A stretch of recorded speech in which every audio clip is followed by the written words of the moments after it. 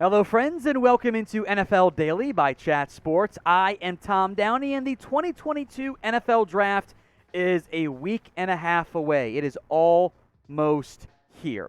Now, what Todd McShay and Mel Kiper have done is put together a 3-round mock draft in which they rotated picks. They went back and forth, taking turns. McShay had the odds starting at number 1 overall. Kiper had the evens. They did go all 3 rounds, and no trades were allowed. So I'm going to react to every pick that they made. I will try to go a little bit quick because I don't want to keep you guys here for 45 minutes. Ain't no one got time for that. No real shockers at the beginning. Hutchinson goes number 1. Travon Walker goes number 2. Thibodeaux goes number 3. Sauce Gardner 4. Something to really complain about there. There's also some stuff we've talked about in the past here on Chat Sports. Ika McWanu then goes number 5 over the Evan Neal for the Giants here. Malik Willis at number 6, which I'm not sure about. Jermaine Johnson at 7. Oh, you got Kyle Hamilton there. I don't know if it doesn't follow what the Giants want with Thibodeaux and Gardner off the board, but that's a lot to deal with there. I don't love that one. Garrett Wilson at 8, I think makes a lot of sense. Now, who goes number 1 overall in the 2022 NFL Draft? Let me know in the comments section who ends up being that first pick taken. I put one down on Hutchinson, but Travon Walker is getting some real buzz. You'll know as soon as we know, because we will tip picks here at Chat Sports for the NFL Draft. If you haven't already, subscribe. YouTube.com/ChatSportsTV. This is the best spot for all 7 rounds of the 2022 NFL Draft. If you haven't already, subscribe. We'll break down every pick, unlike ESPN, who will cut away for a bunch of meaningless stuff. Number 9, Evan Neal. That would be a steal for the Seahawks. Drake London at 10. I could see it. If Hamilton gets to 11, I definitely think he ends up being the pick. I think that'd be a steal for the Commanders. I love Hamilton. I'm not afraid to be wrong about him. I think he's a star. Derek Stingley makes so much sense at number 12 for the Minnesota Vikings. Charles Cross at 13. I'm not going to complain about it. I worry about him on the right side, but he's a great player. Trent McDuffie at 14. Got a first-round grade there on him. Jameson Williams might have been my wide receiver 1 if not for the injury. Smith and Williams, that's an explosive duo at wide receiver. And Trevor Penning at number 16 of the Saints. Maybe Cross and Penning get flipped, but if Houston and the Saints can get those guys at 13, 16, that's an awesome haul for those 2 teams. Who is your number 1 prospect in this year's draft? I told you mine. It's Kyle Hamilton. I don't care about his pro day testing that was worse than his combine testing. He is, at his size, an elite athlete. That is a fact. Argue with a wall, you're wrong if you don't agree with me. If you don't love him, I get it. That's fine. But I think the narrative around Kyle Hamilton is out of control. But I want to hear who your number 1 prospect is. It is an opinion in the end. So almost no wrong answer. If you might pick a crazy guy and you'd be wrong. But let me know. Who is your top prospect in this year's draft? This is the pinned comment on today's video. Jordan Davis to the Chargers. They signed a lot of guys, but I love that fit and what Brandon Staley wants to do if they want to invest in a high draft pick run stopper. Daxton Hill to Michigan. Right for a pure corner, but they're all gone, so it's safety. Sure. I love Chris Olave for the Saints, and if Kenny Pickett's there at 20, if one of those top 2 QBs are there, I bet Pittsburgh takes one. Nakobe Dean at 21 to the Patriots. I think this was McShay's pick. He said that he loved the fit. It's not the normal style of Patriots linebacker, but okay. Christian Watson, it's too early for me, but it's possible. And I will give McShay credit for calling out Kiper going Watson over Burks. Watson's a better athlete, but Burks is the better player right now. I hate what happened for the Cowboys in this entire mock draft. Arnold Abicadi over all the interior guys. It's dumb. I do love this grouping here. Andrew Booth at 25, great fit for Buffalo.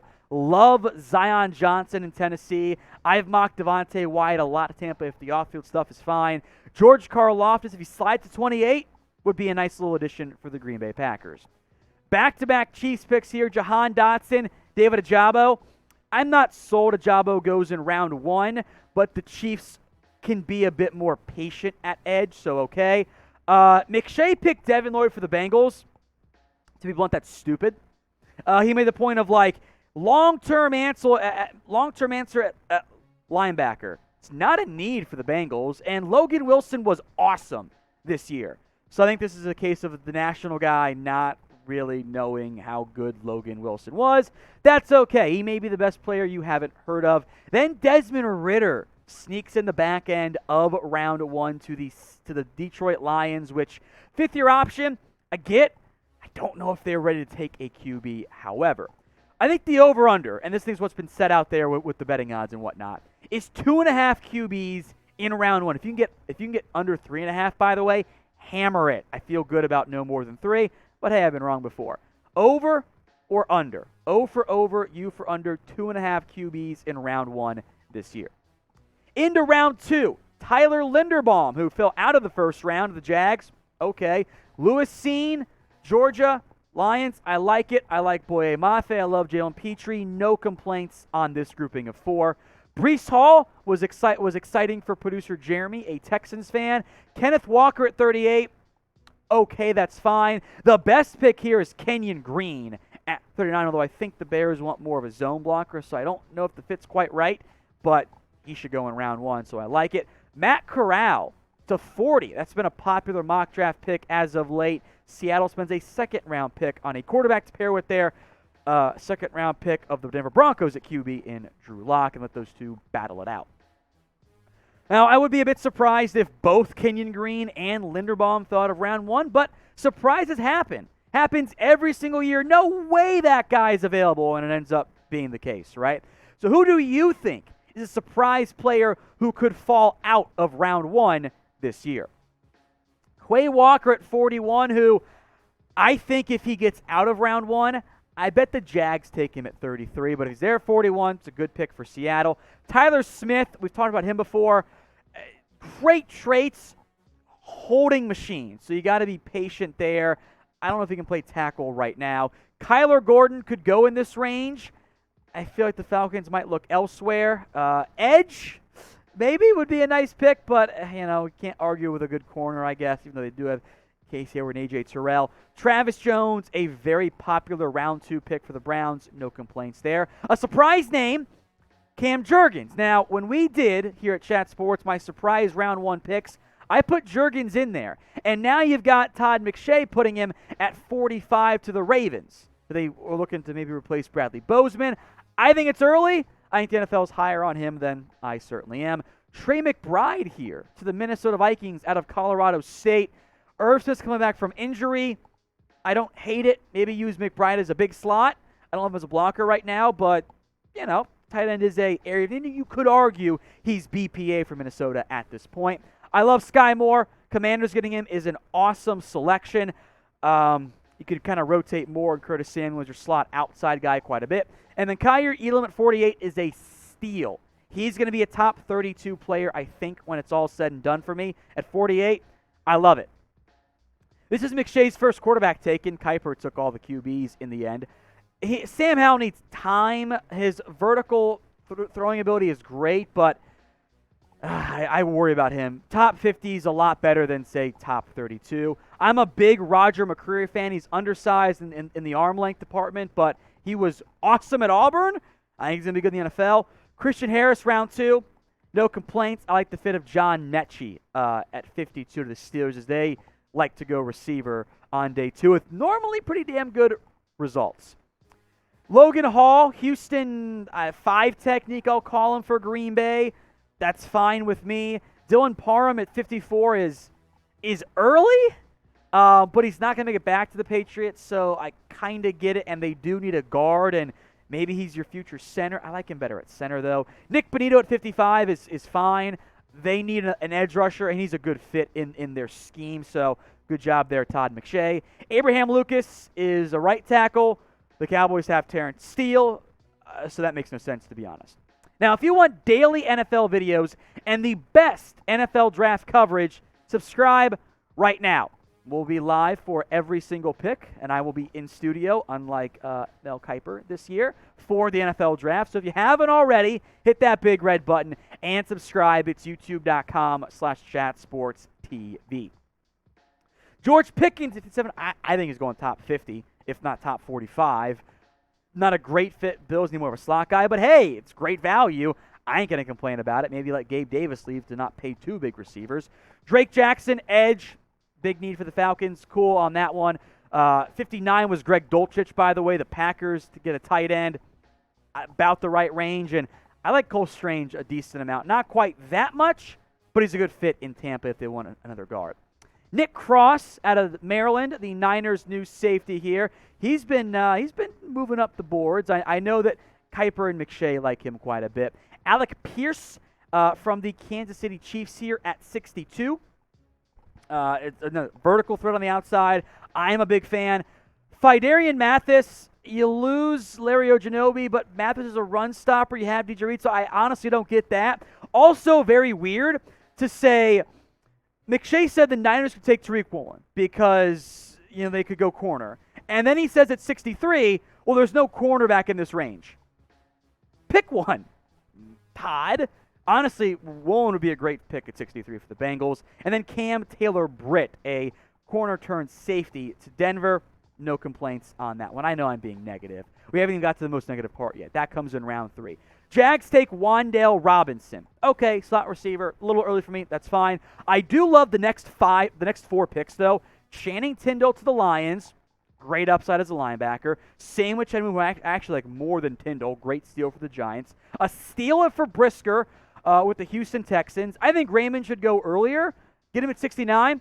Awesome. Maybe he's your swing tackle, and we know how much we like 69 here at Chat Sports. What is dumb is this.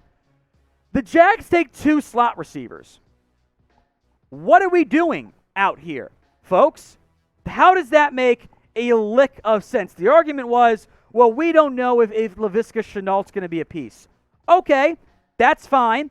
You have signed Zay Jones, and you have Marvin Jones. You're probably going to make Christian Kirk your slot guy where he's at his best. Now you add 2 more? What are we doing? Like, how do you work at ESPN and go, yeah, 2 slot receivers top 70. Pencil it in. What are we doing? Come on. Josh Pascal, edge rusher from Kentucky to the Bears, cool. Really early on Amari Barno, but he's fast. I love the Jalen Tolbert value here for Indy at 73. USA, a.k.a. South Alabama. And Troy Anderson from Montana State, who's got one of the best backgrounds in this year's class, having played at the either freshman of the year level or all American at the FCS level at quarterback, running back, and linebacker for Montana State. He's a freak athlete, too. We're on day 2 right now. We're in the 3rd round. Who is your favorite day 2 prospect? Drop a name or names if you want for me in the comments section. I love the fit of Leo Chenal here out of Wisconsin, the Denver Broncos. Awesome. Good pick. Perion Winfrey could go round 2. I've seen him mocked to the Ravens in round 2, so great value.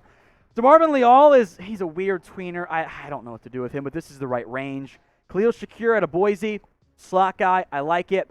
Daniel Falele, or excuse me, Falele, is the proper pronunciation there, from Minnesota. He's better than Storm Norton. So, yeah, pencil at 79. 2 corners I like. I love Marcus Jones. He is one of my favorite, if not my favorite, 3rd-round guy out of Houston. That's what I have him graded at. He's awesome. He's undersized, but he's a baller, man. Tariq Woolen is the height, weight, speed guy. He should go maybe 20 picks earlier, I bet. Matthew Butler, a 3 technique for the Falcons. Another safety for the Eagles in Kirby Joseph, so okay. Kobe Bryant from the Bearcats of Cincinnati, who won the Jim Thorpe Award, proving once again that the college football voters have no clue what they're actually doing because obviously Sauce Gardner was way better, but voters are stupid. Cordero Flott, the other LSU corner, 85, big-time need. Luke Gadecki out of Central Michigan. I like this one. He's older, but he could be your right tackle for the Raiders, and my God, do they need one. James Cook at 87. This is your Chase Edmonds replacement. Bo Melton at 88. It's a reach, but it fills a need, yay. Nicholas Petit-Frere out of Ohio State. I don't really get the need for the Bills, but a swing tackle value. That's fine to take in the 3rd round, I guess. Velus Jones is a special teamer. This would be a reach by about... There might be 100 picks on my board, to be honest. I do like the Cam Thomas value here for the Bucks. Backup edge. Darian Kennard, It's a steal at 92. I like it. I know that I got worried about him. He's not a good fit for the Packers offense, but he's a good football player at guard, I believe. Zion McCollum is a better athlete than Tariq Woolen by like this much. He is tested off the charts good. He's going to go top 100. I like the D'Angelo Malone pick, too, by the Chiefs. There's a corner for the Bengals, our first fit need filled. Josh Jobe out of BAMA. Jelani Woods to the Denver Broncos. I like the upside there. He is a freak athlete. A lot of freaks this year. Isaiah Spiller, okay. Little early on JT Woods, not terrible. Isaiah Likely, I would like a better blocker, but tight end is a need there. And then the final 6 picks. I know I've talked for a lot. I'm going to keep you guys too long. Myjai Sanders, like it a lot at pick 100. Donovan West, okay. I don't mind that one. It's about the right range. Brandon Smith, I actually want to try him at edge rusher. Freak athlete, doesn't know what he's doing quite yet at linebacker, but has the traits, the testing to be a really good edge. So I think I'd actually move him full-time edge rusher and give him a year to grow. Neal Farrell, a run stopper I like a lot. Sean Ryan, 2 of my guys on day 3. I think Ryan should start at left guard in the NFL. And David Bell, who did not test well, but was productive at Purdue. All right, we went through it all, 3 rounds. Grade the Todd McShay, Mel Kiper mock draft for me in the comments section. And a big thank you to everyone who made it all the way through A, B, C, D, or F.